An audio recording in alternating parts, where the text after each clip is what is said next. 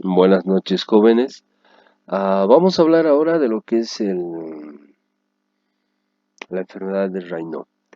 La enfermedad de Raynaud ha sido descrita por Maurice Raynaud en 1862 como un episodio vasoespasmo episódico simétrico y distal, caracterizado por la palidez, cianosis, sensación de llenado y entumecimiento y a veces dolor.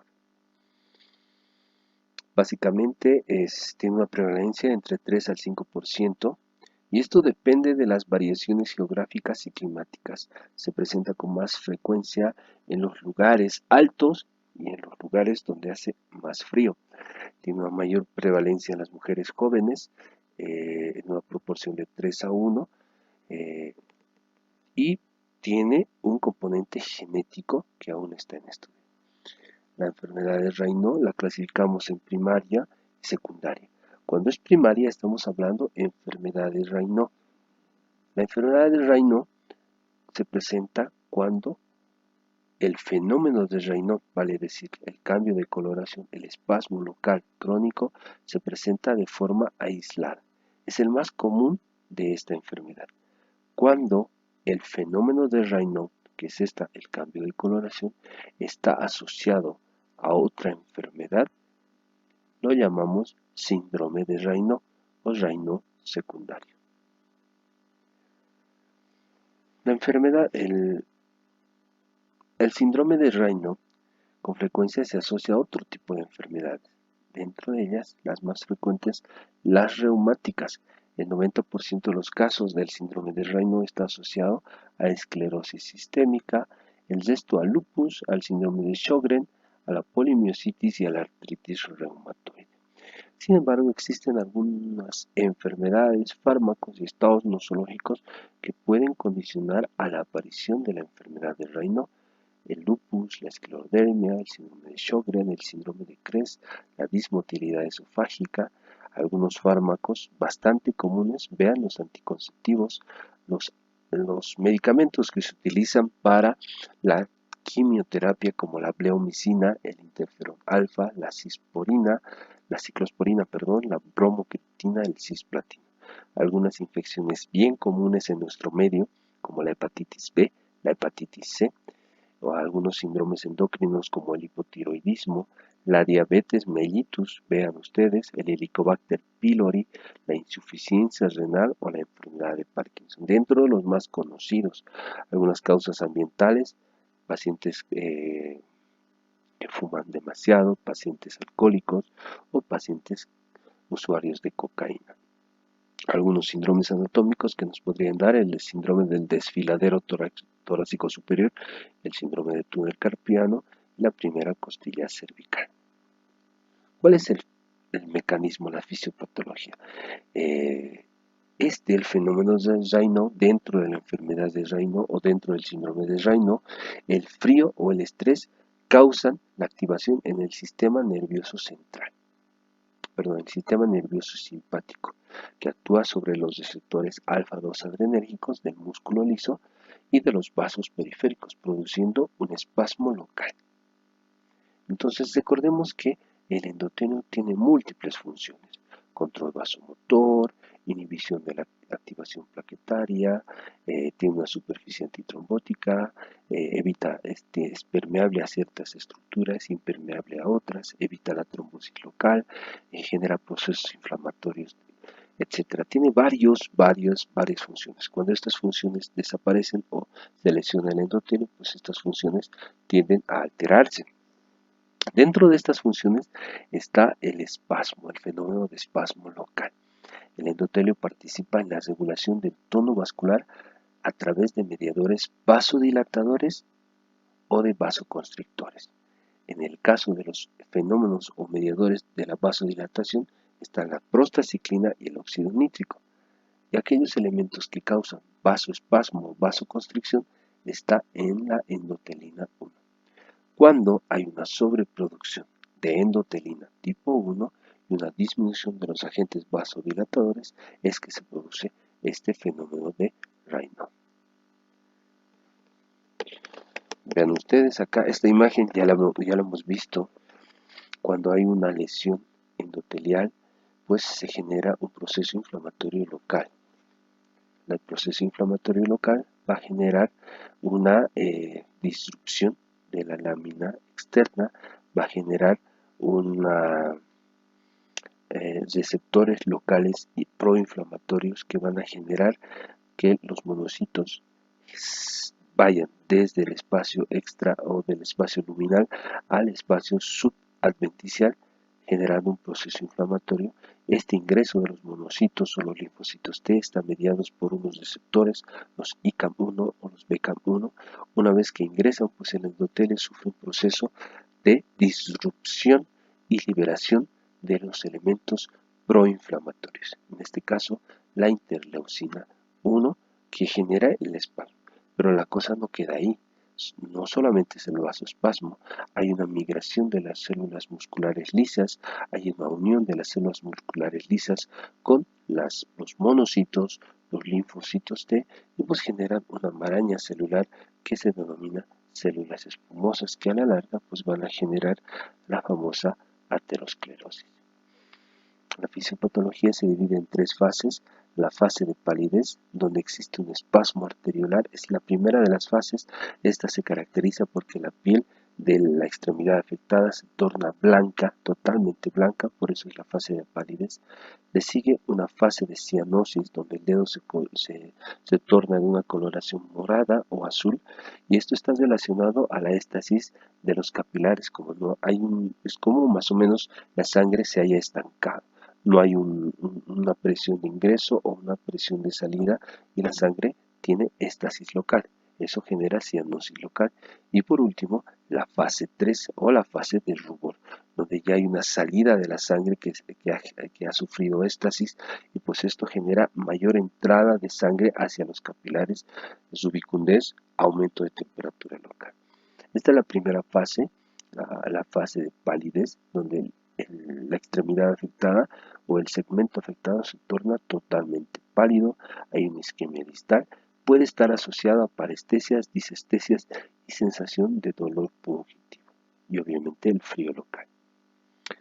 Ahí tenemos otra forma de la fase de palidez. Después viene la fase de cianosis, donde las extremidades o el segmento afectado se torna morado o se torna azul. Tiene una duración variable. En algunos casos, cuando es un espasmo muy prolongado, puede durar incluso días, generando la necrosis de los dedos afectados. Desaparece tras la aplicación de calor o pasar a un ambiente de mayor temperatura. Y por último, la fase 3, la fase de subicondez o hiperémica o hiperemia, pues está relacionada al mayor afluente de riego sanguíneo y un aumento de temperatura local. Ahí tenemos la fase de palidez, la fase de cianosis. Hay que tener en cuenta que estos efectos son reversibles, pueden durar de minutos, horas, incluso días. Sin embargo, no solamente se va a localizar en los dedos, todo segmento distal puede estar afectado. La nariz, también las orejas o incluso la lengua. Entonces, el fenómeno de Raynaud no es exclusiva de las manos. Pueden aparecer en diferentes segmentos como ustedes lo pueden ver. El examen físico es bastante sencillo. Generalmente el paciente ya viene con su diagnóstico porque es tan impresionante este cambio de color que incluso hay pacientes que se filman, se lavan con agua fría, se filman y te muestran el video. Sin embargo, existen algunos datos clínicos que nos pueden ayudar. Por ejemplo, la base de las uñas está maltrecha, está con tejido descamativo, hay pérdida de la integridad de la piel, puede haber esclerodactilia, calcinosis, pueden haber úlceras digitales, pueden haber pulsos periféricos disminuidos, en algunos casos normales, pérdida de implantación pilosa, ras, úlceras, engrosamiento de la piel, piel seca, telangiectasias o hiper o hipopigmentación. El diagnóstico es clínico, básicamente el paciente ya viene con el diagnóstico, sin embargo nos podemos apoyar en algunos otros estudios como la capiloroscopía, como como la prueba antinuclear de anticuerpos y el test de provocación del frío. El test de provocación del frío es lo que generalmente hacemos, está a nuestro alcance. Nosotros le pedimos al paciente que se lave las manos por unos 10 minutos en el grifo donde está nuestro consultorio. Obviamente que el agua generalmente es fría. Después de eso evidenciamos que hay dolor, hay palidez en el paciente. Diagnóstico y posteriormente tratamiento. La capilaroscopía, pues básicamente es la observación de los capilares del lecho ureal, los cuales en estados normales tienen que ser simétricos, tienen que ser paralelos. Cuando vemos este tipo de imágenes, pues son capilares normales, por lo tanto descarta un proceso, un fenómeno del Raynaud. Cuando hay una alteración en la formación de los capilares, ya estamos hablando de una alteración de la conformación de capilares, y esto se ve a la microscopía electrónica, perdón, a la microscopía simple, y pues ya nos da el diagnóstico de enfermedad de Raynaud. En algunos casos podemos utilizar los criterios de Allen y Brown modificados. Es algo que te podría llegar a aproximar, pero que no se utiliza mucho, donde el paciente tiene un episodio simétrico, hay ausencia de la enfermedad vascular en el paciente, o sea, no hay oclusión arterial comprobada, no hay necrosis ni daño digital, los laboratorios de ANA y velocidad de sedimentación glomerular son normales y la capilaroscopia es negativa, pues podemos sospechar de esta enfermedad. Dentro de los diagnósticos diferenciales están los trastornos circulatorios, los vasospásticos y los anatómicos. Dentro de los anatómicos pues está la distrofia muscular, el síndrome del túnel carpiano, el síndrome del estrecho torácico superior. Dentro de los circulatorios está la vasculitis, la tromboangiitis, la aterosclerosis, la enfermedad tromboembólica y los vasospásticos, la livedo reticularis o la crucianosis. En algunos casos, pues se puede presentar tanto el espasmo por tantos días que pueden haber úlceras locales y gangrenas digitales. En el peor de los casos, se puede presentar la necrosis por un espasmo prolongado de días o semanas. Acá ya no hay vuelta a quedar, el paciente ha perdido el segmento distal de sus falanges, hay que amputar directamente al paciente. En el tratamiento hay medidas de prevención farmacológicas y quirúrgicas. Dentro de las medidas de prevención, pues que el paciente mantenga una temperatura corporal adecuada, evite el frío en manos y pies y en las zonas expuestas al frío, evitar los cambios bruscos de temperatura, evitar el estrés emocional. Recuerden ustedes que el desencadenante, el signo gatillo para esta enfermedad es el frío o el estrés. Entonces hay que evitar esto. No usan fármacos vasoconstrictores como los descongestionantes nasales, alimentos como el café, las bebidas alcohólicas, las bebidas energéticas, prohibido totalmente, no deben fumar, se debe lavar las manos con agua caliente, no usar jabones irritantes. Dentro de los fármacos, con una indicación 1A, están el nifedipino, el amlodipino. El que más utilizamos es el amlodipino, 5 miligramos de oral cada día por unos 7 a 14 días, que ayuda, mas no es tratamiento, es un tratamiento paliativo, no curativo. Podemos utilizar para disminuir la presión, losartán, la fluoxetina como inhibidor selectivo de la recaptación de serotonina, esto en los pacientes con estados depresivos, a los cuales el estado de estrés puede condicionar a la aparición de la enfermedad de Raynaud. El cilostaol y el sildenafil, que básicamente son vasodilatadores periféricos, actúan bajo la inhibición de la fosfodiesterasa 3 y 2 respectivamente. Cuando se presentan cuadros de trombosis asociadas al espasmo de Raynaud, pues podemos utilizar anticoagulantes, antiagregantes, los IECA, los ARA2, a dosis que ya las conocemos. El tiempo de duración. Cuando estamos hablando de una enfermedad de Raynaud, el tratamiento se lo debe aplicar y debe ser muy bien observado en los meses de frío. Cuando es un síndrome de Raynaud o Raynaud secundario, pues el tratamiento es continuo en los meses de frío y pues el paciente tiene que ser constantemente evaluado cada 2-3 semanas. Cuando hospitalizamos a un paciente, cuando hay úlceras digitales, cuando hay lesiones necróticas, cuando hay una infección local o cuando el dolor es insoportable.